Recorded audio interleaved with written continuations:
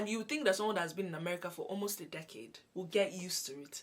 You know, they walk. I'm just like, Bia, hold your dog. Oh. That job gave me trouble. It gave me trouble. There was no break. Oh.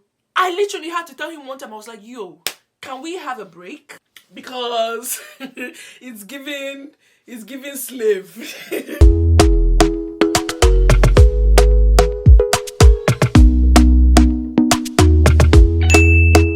Everyone, and welcome back to my channel. My name is Favour Ojika. I'm super excited to have you guys back here with me. If you're a new person here, welcome. If you're a returning subscriber, I appreciate you as always. Please do not forget to subscribe to my channel, like this video as you're hearing me speak right now. Just like it and yeah, subscribe and also share with your friends, okay?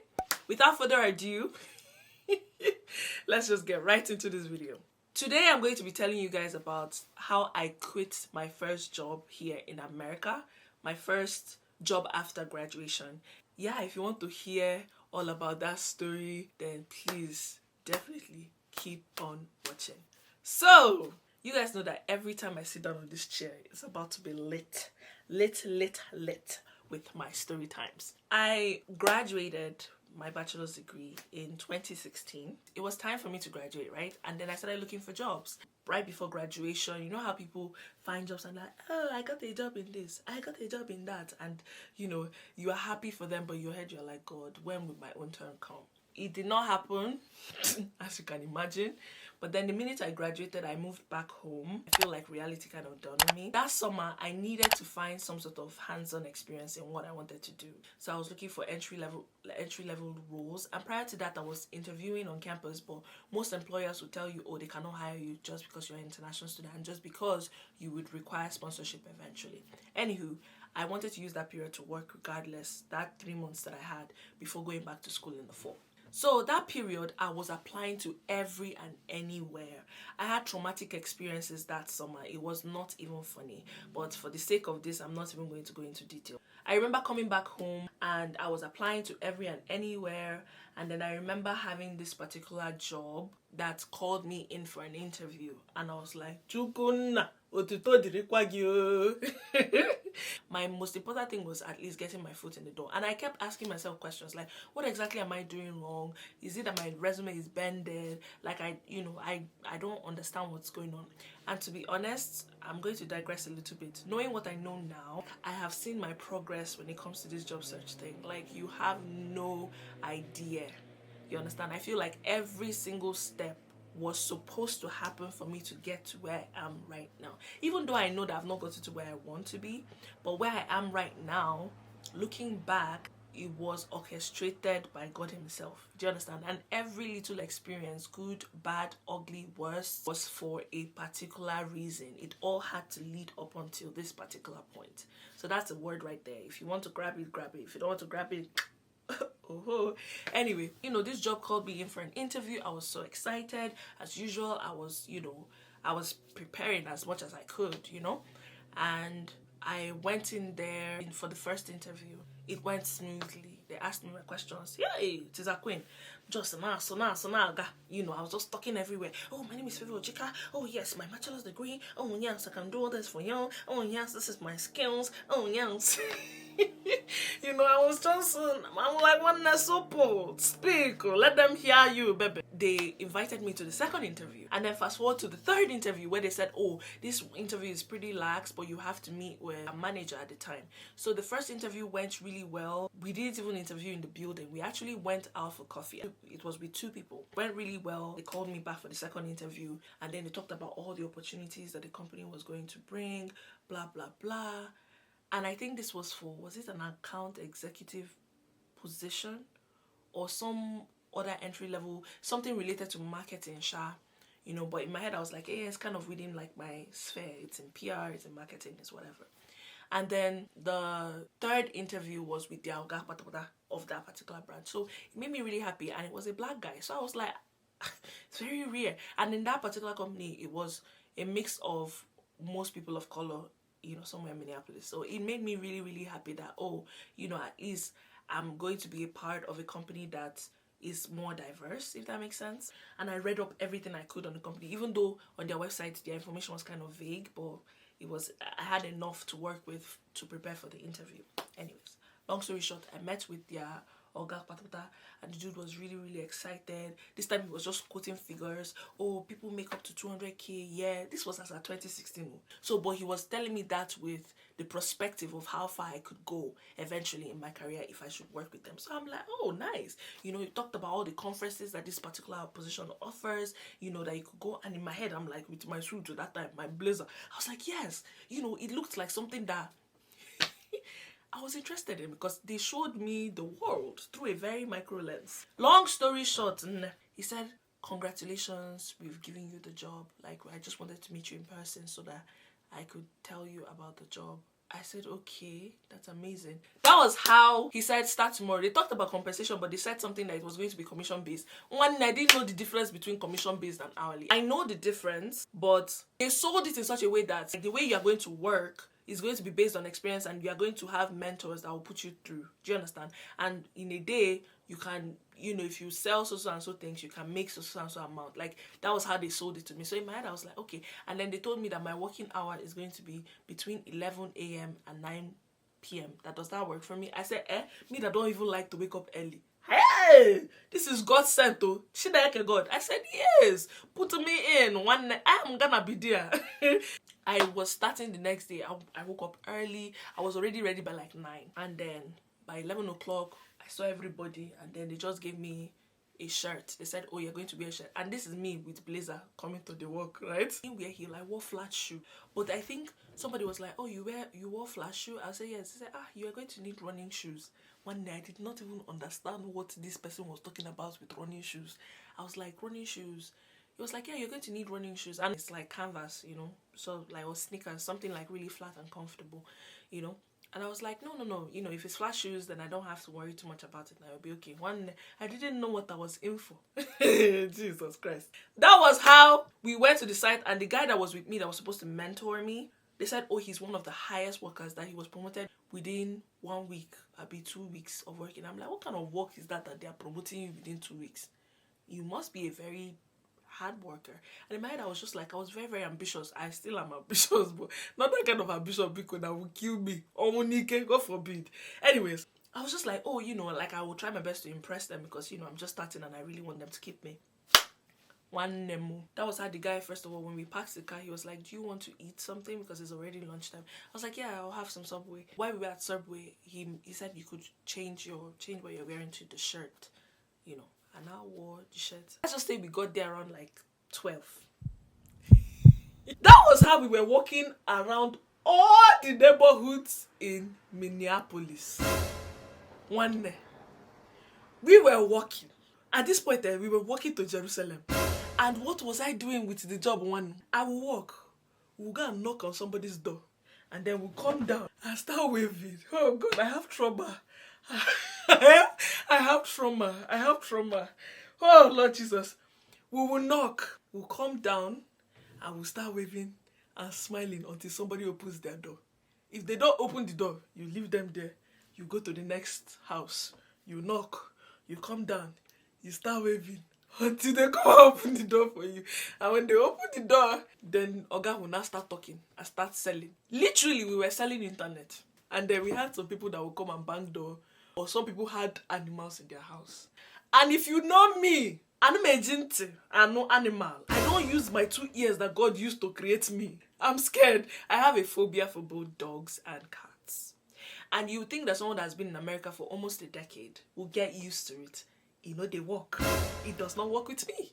When I come to somebody's house, I'm just like, Bia, hold your dog, hold your dog. And don't tell me something like, oh, no, he doesn't bite. He's a good boy. I don't know your dog. I don't know your animal. I don't know your dog, okay? I don't have any relationship with your pets. So, he does not know me, I don't know him. Oh, I'm the one that he will tell him now. I cannot recover from it. Please, hold your animal, okay? Thank you. So, that was the case. In that particular situation, every time I go, I'll hide behind the guy. I'll hide behind him. I say, please, okay, go for me. Okay. I'm sorry, guys. I'm okay, please go forward. Go forward and talk. I'm behind you. That job gave me trauma. It gave me trauma. There was one that I went to the house and he was like, oh, Favour, just for experience, right? Just go and knock.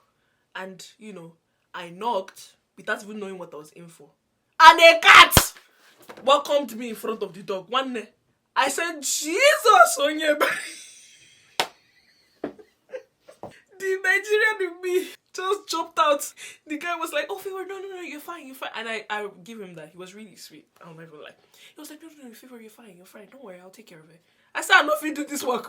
In my head, I already started thinking about every means to quit this damn job because I'm just like, what is not gonna happen? I'm not gonna subject myself to this rubbish. And I now go. One day, I worked hard that day. If you know the meaning of working hard, working all through the city of Minneapolis, in my opinion, because that was what it was. I kept walking about, and then this person I was working with was a Chukuna. I was like, I see the reason why they promoted your ass, because there was no break. I literally had to tell him one time, I was like, yo, can we have a break? Because it's giving slave. It's giving stress. It's giving problem for me. Can I break?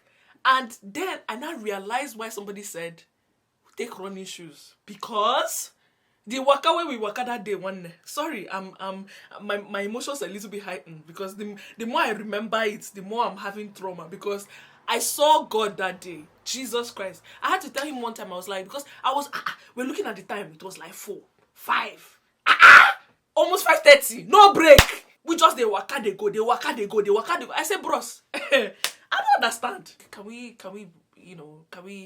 take a break for like a little bit? Like, we've been working for a while now. He was like, oh yeah, sure, we could break. He not even reach 15 minutes. I'm actually not exaggerating. God is my witness. He did not even reach up to 15 minutes that I decided to just sit down. Now brother say, okay, Favour, you ready? I said, ready where?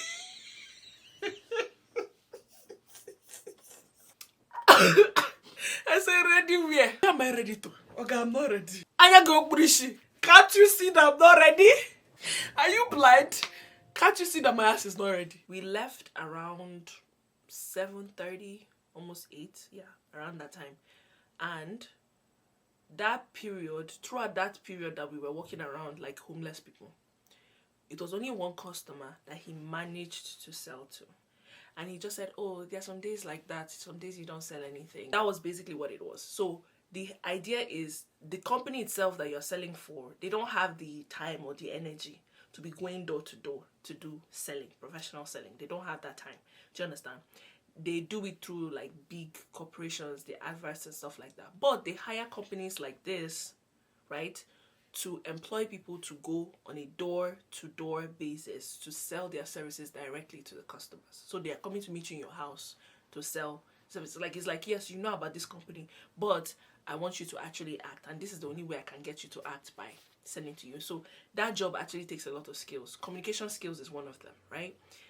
Trying to convince them. You're selling something to somebody, so you have to make it look good. Personality is another part of it. You have to smile a lot. Even when in your head you're like, I don't give two shits. Like, excuse my French. It's like I could care less. You have to smile a lot, make friends with their pets, ask them about how their day is going, just so you can eventually sell to them. So that was the job. Anywho, long story short, in my head I was like, this is not what they told me it was gonna be. Around 8, we left that place, and then we went back to the office. And then everybody, and the reason why it looked as if it was only me and this guy that was working, I forgot to say this earlier, was because they shared us in groups. Do you understand? So you work with specific people, so it's always 2 or 3 people at a time, depending on how many people come to work that day.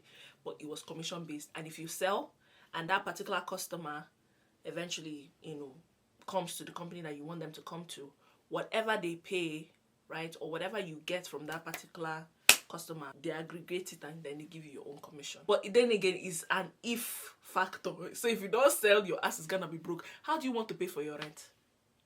How do you want to live a baby girl lifestyle? How do you want to care for people back home? Do you understand? I'm just like, this is not the life God promised me. Nah, it's not. It does not have to be. Me no be press me die. I cannot die for what? For what? We went back to the office. And everybody was there high-fiving themselves. Hey, you know, wow, you did it. Wow. How was sales today? And everybody was like, oh, good. I was the only one that my face was looking like Ropu Popo, but I had to smile. I was like, I mean, I guess it wasn't that bad. In my head, I was like, it was horrible. It was horrible. It was horrible. Not even horrible, horrible. I swear my leg bended. I felt the fracture at some point because I was walking. I was like, nah. Yay! I've never had to take up a challenge before in my life and just quit. But that day I was like, no, this cannot be my life every day. No, this is the first day and this is sure as hell going to be my last because this is not God's plan for my life. Nope. I have an option. And I told them, oh, I'm actually going to New York, you know, for 2 weeks. They were like, oh, okay, no problem. You know, like, just let us know when you're back and whatnot. They did not ask for me, I did not ask for them, and that was the end of that story. That's the story. I don't want to make this video super long, but I just felt like I should tell people that was how it happened, that I quit my very first job after graduation. I comforted myself with the idea that, oh, I'm going back to school in the fall. You know, I had everything planned out. I'm starting my master's degree. You know, I'm just going to focus on school. And whatever the school pays me, I'm going to manage and use it to pay for my bill and also, you know, pay for my school fees as well. So that was basically how I was able to survive that period. But I mean, all jokes aside, it was a very hard time. But again, looking back now, I'm like, God is faithful. That's all I can say. God was faithful. Anyways, guys, let me know if you could relate to any of my stories. Have you ever quit your job before, got to the point where you were frustrated at your job? And this has nothing to do with the people I worked with. It was just that the nature of that job wasn't for me. I wasn't about to deceive myself or be unhappy. And to be honest, I didn't know the intricacies until I got into the job. Do you understand? So anyways, I say all that to say that if you can relate to what I'm talking about, please let me know in the comment section.